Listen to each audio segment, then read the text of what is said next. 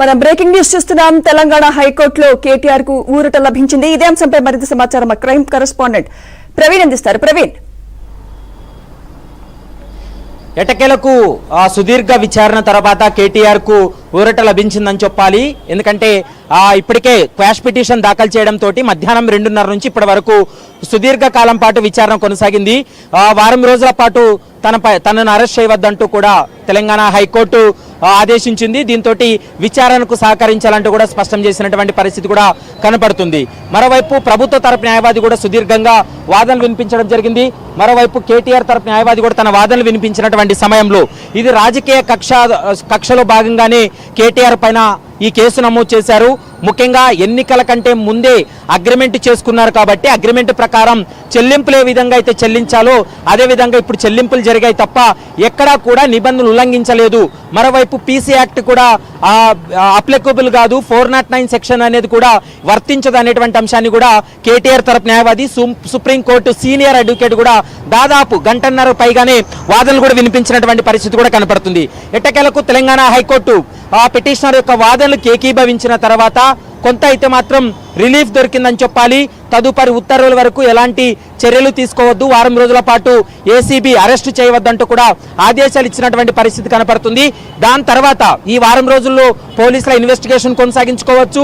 మరోవైపు పిటిషనర్ కూడా పోలీసుల విచారణకు సహకరించాలనేటువంటి అంశాన్ని అందులో స్పష్టంగా కూడా పేర్కోవడం జరిగింది. మరికొద్దిసేపట్లోనే ఆర్డర్లో ఎలాంటి అంశాలు ఉన్నాయనేది మాత్రం మరికొద్దిసేపట్లో క్లారిటీ వచ్చేటువంటి అవకాశం అయితే కనపడుతుంది.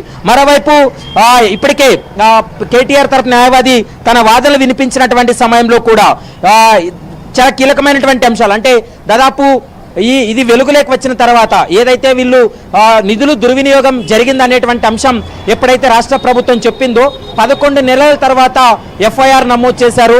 నిజంగా ఫ్రాడ్ జరిగింది, నిధులు దుర్వినియోగం జరిగాయన్నప్పుడు వెంటనే ఎఫ్ఐఆర్ నమోదు చేసి విచారణ జరపాలి కదా.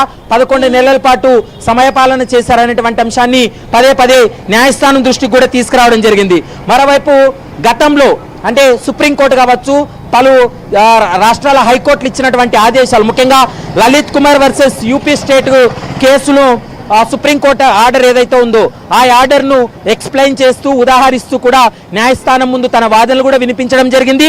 మరోవైపు ఈ వ్యవహారంలో ఒక్క రూపాయి కూడా కేటీఆర్కి అందలేదు. కేటీఆర్ లబ్ధి పొందినట్లు ఎక్కడా కూడా ఎఫ్ఐఆర్లో కేటీఆర్ లబ్ధి పొందాడనేది ఎఫ్ఐఆర్లో ఎక్కడా కూడా మెన్షన్ చేయలేదనేది ప్రస్తుతం కేటీఆర్ తరపు న్యాయవాది తన వాదనలు కూడా వినిపించడం జరిగింది. మరోవైపు రాజకీయ కక్షతో పెట్టినటువంటి కేసు కాబట్టి దీనిపైన స్టే ఇవ్వాలంటూ కూడా వాళ్ళు ఒక దశలో కూడా కోరినటువంటి సందర్భం ఉంది.